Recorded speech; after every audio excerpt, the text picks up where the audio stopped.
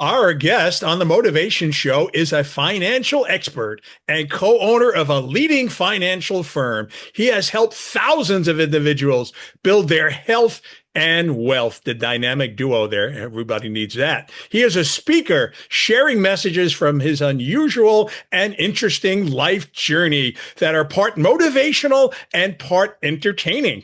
He was even given an NBA championship ring. He is the author of a new book called Life Switch: How to Experience the Power of Living On by Discovering Your Potential, Passion, and Purpose. Welcome to the Motivation Show, Joe Steele. Thank you. I'm thrilled to be here. You have a high energy level, so I'm going to do my best to keep up with you. Well, I'm inspired by your book. I'm already motivated by your book. I don't know why anybody wouldn't want to be on. And that's the big mystery here. We're going to get into like how we get from that off switch to that on switch. But first, I want to learn a little bit about Joe Steele and what it was like growing up. It was nothing like what it is now. It was the complete opposite, hence the on versus off relationship with the life switch.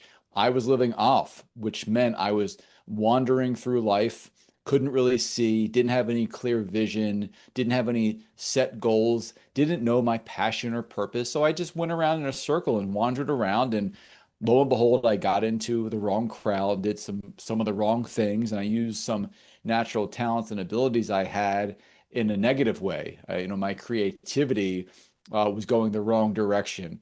And after many years and being faced with terrible decisions like choosing which jail cell I wanted to be in, it just hit me, a life switch moment hit me that said, you know what? Enough of this. I don't want to live like this anymore, and I don't have to. And I just right then and there flipped the switch and changed everything. And I started to do the opposite. I started to set positive goals, specific goals, and then go after them one by one and achieve one after the other after the other. And I built up this confidence that I can do anything. And I had consistently proved it to myself. The best part about this is everybody has that same ability. Well, that's good to know that. I can tell you that because a lot of people do not believe in themselves. And I think one of the goals here in this discussion is to get people to believe in themselves. You talk in your book about the fear of being average forever. Tell us, Joel, how that fueled you. It was such a terrible feeling, not a feeling like a sharp pain, but this gnawing feeling like, hey, psst, hey, you. And it was sometimes bothering me. And it got to the point where then it was always bothering me. And I just settled on everything in life, Eli. I settled for if there was a girl I liked, but nope, can't get her. I have to go to, option B, C, or D. Oh, those kids get A's. Well, that'll never be me. I'll just hopefully keep getting B's, maybe some C's. Same thing with athletics, same thing with my physique. And again, it just was the discovery that why can't that be me? Why can't it be you? And so, I just said, here's what we're doing. Buckle up. We're doing it. Don't think about anything else. Don't doubt yourself. You can do it. And that's the key. If you can remove doubt from your life, you can do anything that you want to do. Because the reality is most people are their own worst enemy. You're your toughest competition, and you have to realize that. And it's formidable competition, but you have to have an awareness of it, and of course, a plan how to win. Joel, you also saw a lot of people when you were younger who really weren't going anywhere. And it seemed to bother you that you didn't want to be like everybody else. Why not? Yeah, it was just a sense of life goes quick. I remember this like it was yesterday. I was 8, then 10, and then I'll be 16 and 20 and so on, and then I'll be dead. And I just was really paranoid and anxious about getting older. And I felt that I was getting worse, not better. And it was that fear that ultimately fueled me to say, you don't know how much time you have left, and nobody does at any age. But it was like this sense of maybe it was like from God saying, hey, look, you are here. I put you here. If you want me to keep you here, you need to show me that you are worth renewing your membership on this planet.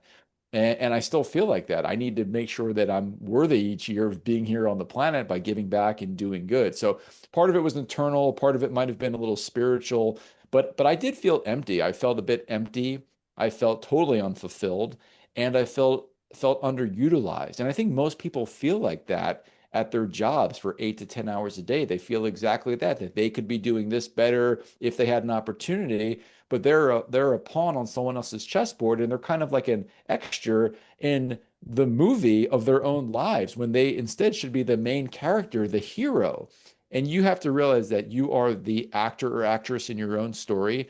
You're also the screenwriter, the producer, all that. And when you embrace those roles, you start to gravitate towards the change you want to see.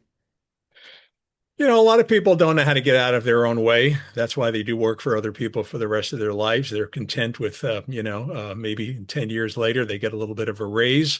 And then another 10 years later, if they get a chance to retire, they get that little Seiko watch if they get even that. Uh, and that's just what people know. Is there one piece of advice among all the advice that you would give somebody to help break out of that pattern, maybe, and turn that switch on? Yeah, it's two of the three P's. It's passion and purpose. Only you can figure out and answer the questions. What is your passion and what is your purpose? Mark Twain had a phenomenal quote. He said, the two most important days of your life are the day you're born and the day you figure out why. Yes. The second part of that, that's your purpose. And you don't have to figure out your purpose today or tomorrow, Eli, but you want to be in pursuit of it, looking for it. When you're looking for something, you're more inclined to find it. And so if you figure out and you're sitting here thinking, okay, I've got to figure out my purpose. What makes me feel like I have a mission? What makes me feel driven to get out of bed, even if it's not a lot of sleep? What am I willing to work on tirelessly because I believe in it so much down to my core? And it's really a question of who am I? And it's not your name badge, it's not your job title, it's who you are as a person, who you were before your job, who you will be one day when you retire after, who you are at your core. You're not going to find it on Google or ChatGPT, only you can find that within you. And then passion is your fuel that's going to help take you there. Figuring out your passion is taking 10 or 15 minutes, maybe a day, to think about the last time you were giddy, you were laughing like a child, excited, happy, not happy like you're eating a brownie sundae, but I mean actually owning happiness, just being happy because of the environment in which you're in. So figure out what you're passionate about. It could be, doing knitting. It could be little things. It could be going for a walk or a bike ride, helping people. Whatever it is, there's no silly answer what your passion is. It's unique and interesting to everybody. But when you fill those two answers in for yourself, that's where you start to unlock the third P, which is your potential, and set any goal and be able to achieve it because you're driven by this high octane passion fuel. In your purpose, you have blinders on, almost like a horse running a race. You've got these blinders on, and you're just looking at that destination of where you're trying to go. And it's a long journey to get there, but you're focused and you're making a step towards it every single day. Joel, speaking of, passion, purpose, potential, and all the P's, what are the most important things for Joel Steele? What gives you the rocket fuel to get up each morning, get out there and change the world? What gets most of your focus and why? Yeah, well, you're looking at a lot of it in my backdrop here. Family is number one. I do what I do mainly for them and for us as a unit. It's my favorite thing in the world. And I'm home pretty much every night for family dinner because that's such a priority for me in spite of all the things that I'm doing. Business, sports, uh, the book, inspiration, motivation, helping people, giving back, solving problems. These are all the things that are important to me. And I'm able to insert them all into each day and successfully balance and juggle it. And for me, I'm a guy who likes to juggle three balls at once. If it's one or two, I get bored. Four or five, that's too many. But three balls is the right balance for me. So it's running my business, it's spending time with family, and then it'll rotate. It'll be maybe working on the sports teams I'm a part of. Maybe it's promoting the book or it's speaking engagement. So there's always three balls in the air. That keeps me as sharp as possible, as does working out on a consistent basis. Now, there's a lot of people that have a hard time juggling two balls. You're juggling three. How do you divvy up your time during the day so that you can give each one of those three things what it all deserves? Yeah. And I talk about this in the book purposely because it feels and sounds like you don't have a lot of time in the day to do things, but I disagree with that. I think a lot of people have enough time. They just don't have enough passion or purpose to pursue other things. People come home, I'm tired. I'm not going to work out. I'm not going to eat healthy because I didn't have a healthy lunch. So I'm going to eat a junk dinner. And the reality is, if you figure out what you're passionate about, you will make time. I mean, I was on a 388-day straight workout streak over a long period of time. I made time for it. I didn't have excuses. It wasn't if I was going to work out, it was when, because that was important to me. So if something's important to you, you have enough time to incorporate it into your day somehow. And a lot of people say, well, that's not true. I honestly think that maybe it's just not as important as you think it is if you can't find time to do it. But everyone's different, Eli. I don't want to suggest everyone juggle three balls. I'm just saying I've learned that's my ideal amount of balls to juggle. Well, I'll tell you, your book is fascinating, and reminds me of the Tony Robbins book, "Awaken the Giant Within." Because you're talking about, awakening that the switch that we have, and get it to the on position. And I'm sure almost everybody could relate to that because it's kind of hard to be on most of the time, or even some of the time. Some people are just, don't know how to get out of their own way. So, what inspired you to actually write this book? What is your goal? What would you like people to take away, Joe? Yeah, I want to inspire people to become the best version of themselves. When I'm around people that are living on with their switch flipped on, we have a great time. We laugh, we have fun, we work hard, we play hard, we're productive, we feel good about ourselves, what we've done, not just for ourselves, but other people as well, our kids, our clients, our communities. So I want more people out there like that. I just think the world is a better place when people are getting out of off mode or wandering around like a zombie, and instead, they're excited to be part of society and make positive things happen, be part of positive change, or even just positive continuation of good things in life. And as you know, right now, it's like, we're split. Some people want this, they want that. It's like everything is divided. But if people can agree that living on and being the best version of themselves and getting the most out of their time, their day, their one life that they get to live, I just think we're all doing better things and feeling good and smiling and just having more fun and more fulfilling existence. And we talked earlier, if the book sells 1 million copies, I'm going to be donating $1 million to charity because I'm putting my money where my mouth is. That's a great way to give back to people that really could use the help and hopefully flip on even more switches, people that I've never even met.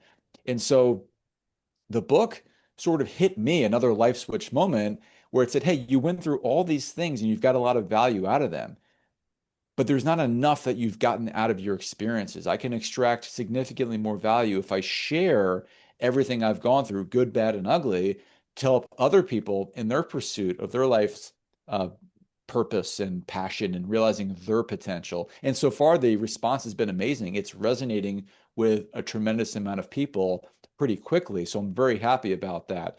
But giving back, being on stages, that is when I feel most alive because it's a direct one-on-one chance to each person I look at and talk to positively impact their lives. And the goal is that they'll come back in a year or a month and say, hey, you said this, you did that, and it really got me to realize that I can do this, I should do this, and I'm going to do this. That's the exciting part. Well, I'll tell you, Joe, with over 3,000 books on my bookshelves, I am a passionate reader, and your book is something that was hard to put down. What I like is the fact that you're also combining that with a charity component, because here you are, you're going to spend a couple hours, you're going to learn a lot, and then you're going to actually contribute to a greater cause. How does that make most people feel when they actually contribute to something outside themselves? It makes them feel great. I mean, at our core, most people are wired to want to help, to be good human beings and give back, but they don't have time. They don't know what to do. Sometimes they'll round up their grocery store purchase for charity. They'll throw a couple dollars in a jar for charity, feeling like, okay, I think I did something good. I'm not sure if it's going to go where it's intended. But it's true. You buy the book, whether it's the hardcover, ebook, or audiobook, and you are part of a seven-figure donation to charitable causes that you get to vote for through the website, through my website. So I think people feel great about that, not to mention the entertaining aspect of reading the book, which is my whole life story. And of course, the inspiration that people gain from reading the book. So you can't lose one way or the other. Well said. So tell us, as a fellow sports fan, how did you get that NBA championship ring? Yeah, this one even exceeded my expectations, my vision. I was so far away from sports growing up. We would sit in the $7 seats watching the Philadelphia 76ers and be, the highest row watching the Phillies play when they were awful back through most of the 80s and early 90s. And after I built my business, my financial business, I said, I can just keep sending these checks to, traditional investments, or I could try to combine investing with my passion for sports. And so I said, okay, I would love to get involved with the NBA. I love basketball. And I just started really working on that. So I set the vision in my head. I wrote down the goal, get involved with the team, realized I couldn't afford an NBA team because they're worth billions of dollars, but I was able to afford buying a part of an NBA G League team. And that's what happened back about 5 years ago. That team is affiliated with the Denver Nuggets. So 2 years into that, the Nuggets won the championship. And because I was part of the G League ownership group, I was eligible for an NBA championship ring, which is just amazing. And I use that ring not to say, look at me, look at me. I use it as tangible proof to show people that anything is possible because I'm not somebody who was supposed to have this ring, but I pursued a passion relentlessly and it turned out even better than I expected. And that's the exciting part of what can happen when you're living on and looking for opportunity for things that you're passionate about. Well, I guess thank goodness for Nikola Jokic, otherwise known as the Joker, and Jamal Murray and the rest of the team, I suppose. Yeah, I mean they have a chance for a repeat this year, but I'm excited to see what happens. But having this ring again, it really shows the magic of setting your mind to something and going after it. And so I hope people feel that because that ultimately is like the magic pill for success is swallowing and digesting through all parts of your body that believing anything is possible for you. And when you really believe that, things change. You just start to gravitate towards success and other endeavors and activities when you truly believe that you can accomplish anything that you want. And that's the biggest takeaway from the book. It's not just saying anything is possible. It's a cliche, it's a quote, but it's a way of living and way of thinking that changes everything for anyone who subscribes to it. Well, one of the quotes in your book I thought was fantastic. The impossible is possible. And you found that out at a very young age, like 8 years old. You actually flew in the air. That sounds impossible. Tell us how that happened. Yeah, yeah, that's the opening story. And I was really hesitant to put that in there. And what happened was I set this goal that I was going to fly. I was going to run so fast that I could fly like a bird or a plane. And just a child thinking this, not thinking of all the complicated factors, the fact that flying is impossible for humans, just thinking, hey, you know what? I think I can do it. I can do it. I'm going to do it. And so what happened was I ran as fast as I could. I had zero doubt. I mean, pure like just doubtlessness, just none. Like I'm going to do this. I completely believed it, like never before. And I started to feel my feet become lighter off the ground. And that's when I started to think about all the logistics and all this, and then all this other stuff. And then I slowed down and stopped. But I felt that I was starting to take flight. And I probably wasn't gonna actually fly, right? Like a bird or anything like that. But I felt the sensation that it was working, it was happening. And that's all I needed to see to believe that when you set your mind to something and remove doubt, that you can do it. And so that was an early experience that I clung to and remembered years later as a teenager, then as a young adult, even now, that I still believe 1000%. That's why I go around preaching about it, because when you can think like that and truly believe it, you will do amazing things that you thought were not possible, but are. You talked about being actually the fastest runner in your class, and then you went to a high school, I guess, or a high level, and you got cut. In retrospect, learning what you have learned now, what would you have done differently so you would have made that team? I would have worked harder on my craft. I wouldn't have just said, well, I'm fast. I was fast. I would have actually put time and energy and effort into that. And a lot of people are really good at something, but they don't polish themselves because as you grow up and go to one school to the next, one company to the next, and that pond gets bigger, turns into a lake, and then a river, then an ocean, you have to keep getting better because everyone around you is going to. And so that's something that if I could have done that again, I would have gone back and I would have really worked on not just saying I was fast, but making sure I stayed fast and one of the fastest around. So that was a good learning experience at a young age. Now you talk about adrenaline in your book, and you give actually a negative example of how you use adrenaline because there was a girlfriend that you had that relationship was starting to fade, and you kind of I think punched the windshield or something and learned a lesson how not to use adrenaline. How to use adrenaline positively, and why is that so important? Yeah, in the book, that was not my finest moment, but it was a good example of how powerful emotions like adrenaline and feelings can be. It's really a chemical reaction in your body, so it's important to be aware of it. But I always picture the X-Men character Cyclops. He wears this visor and he can shoot concentrated laser beam very strategically. But whenever that visor gets taken off or knocked off, he's just shooting laser beams everywhere uncontrollably, damaging and ruining everything. And that's kind of what adrenaline can be for you. It can be channeled to something amazingly positive, a big pitch, big presentation, big game, uh, something like that. Or it could tear you apart and you could literally be like the Hulk and just be smashing everything and tearing it apart physically and also just mentally, self-sabotaging. A lot of people do this to themselves, and I don't know if they even realize that they're doing it because it is a chemical reaction. So adrenaline is something that when you become aware of it, you could really bottle it up and channel it when you really need it in a super positive way. And in the book, I talk about certain experiences where I learned from the negative adrenaline experience, I was able to channel it into positive ones to build different parts of my career at different times in my life. You also talk about how self-actualization is such an important key in most people's, if not everybody's lives, and how fulfilling your potential is everything. What happens when you don't self-actualize, and what happens when you do? Yeah, it becomes like the quote from Ann Landers that there's three people out there. There's those that are watching things happen, those that are making things happen, and then there's those who ask, what happened? When you have self-actualization, it's almost like you have a mirror that you're holding up to yourself. And if you actually were able to do that, you'd have a much more productive day because you'd be like, oh my God, is that how I look? Is that what I'm saying? Is that how I'm reacting? But you don't have that. So later on, you kind of figure out, did this go well? Did it not go well? But when you're aware of what's happening and aware that sometimes losses and negative experiences can be used or utilized into positive experiences, then you're in the process of winning because winning is a long-term game that requires losing from time to time. Some of my biggest losses have resulted in some of my biggest wins. So self-actualization is okay, what's happening and why? And where's the opportunity and what can I do with this?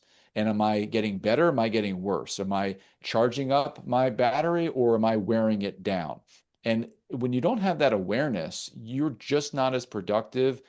You oftentimes will go in the wrong direction. And it's an ability where when you can really dial into yourself and learn how you're wired, you can get so much more out of yourself, and then of course much more out of the world in the process. Well, you have had a very successful career, Joel, obviously, because not too many people can even afford to buy a G League basketball team. So tell us about what you do right in your business and why people want to do business with you. Yeah, there's two things that I do on a daily basis. I help people and I solve problems. So for my clients that come in to see me with their finances, we primarily focus on retirement planning, not just general investing. And we purposely did that because the idea is you're saving for what? What's the purpose? What's the purpose of saving? What's the purpose of working? What's the why for what we're doing? Because without that, we're just trying to build up money, money, money, money. And for a lot of people, that's how they keep score in life. And it's a losing game because you're never going to win the game of having the most money. So we changed the game to having enough money at the right time, having enough income to pay the bills that you have. So we solve problems. Okay, that's why my business is called Steel Financial Solutions, because we are providing solutions to whatever problem it is that we discover. Problem is, I want to retire at 65. I don't know if I can, or I want to be able to buy this house, this second house, at this point in my life. So we figure out how to solve that problem.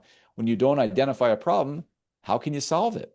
So it's the same idea for figuring out yourself and getting the most out of your life. It's the same way to get the most out of your money, get the most out of your finances, because you're working towards a specific goal or a specific destination.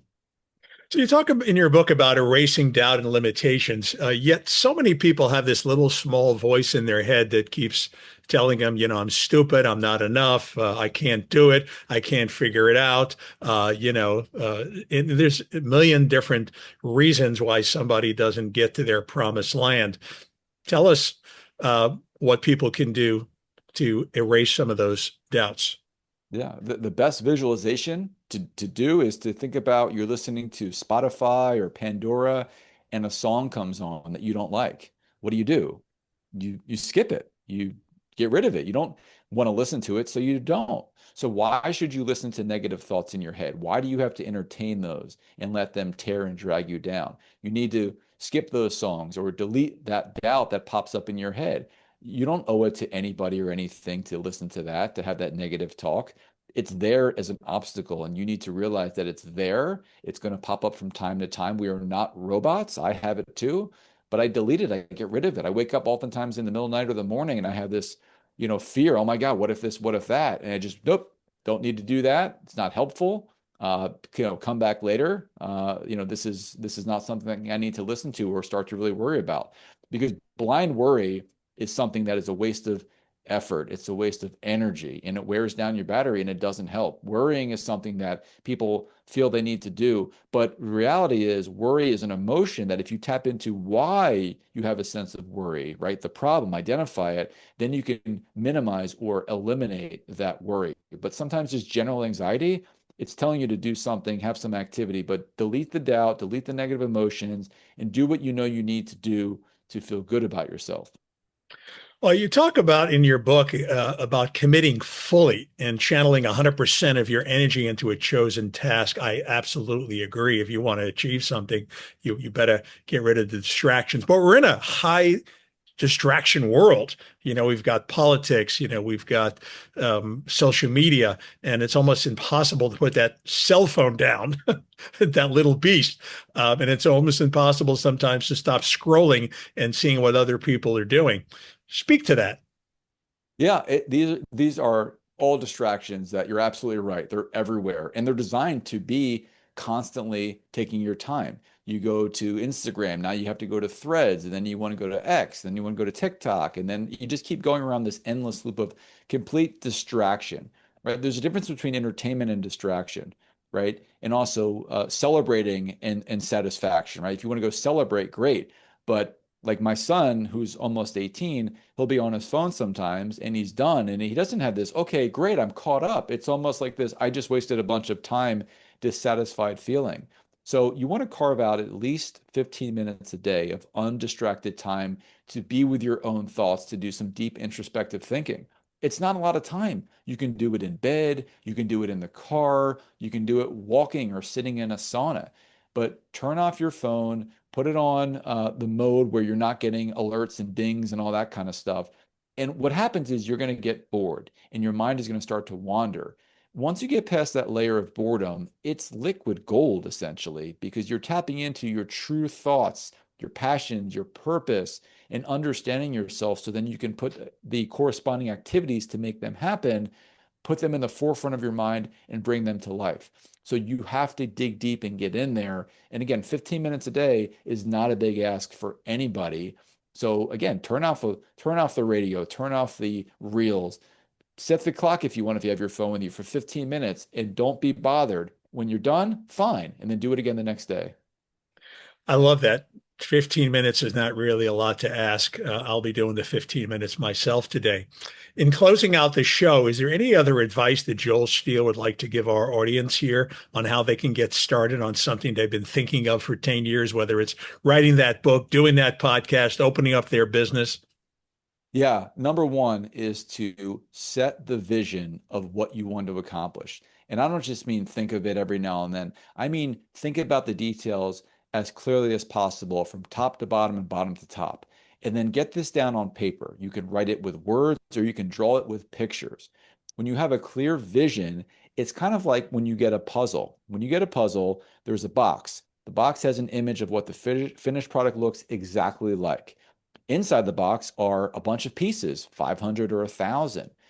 But in that box, you know that you have everything you need to accomplish that goal, to bring that puzzle, that vision to life. So your life is the same way. If you have that clear vision, you've got all the pieces, all the wiring, all the components within you. You will solve it. You will get it done. But you have to keep looking back at that vision to know if you're on track, if this piece goes there, if it needs to be turned, or if it doesn't belong at all. That's why the vision is so important to have crystal clear. That's why you need to be living on to see it with complete clarity and also high energy and urgency. And when you have that vision burned in your mind like a tattoo, everything you do is going to start to work towards putting every piece in the right place. And eventually, it'll take time, but eventually that vision will come to life and will be complete, as good or even better than you envisioned it.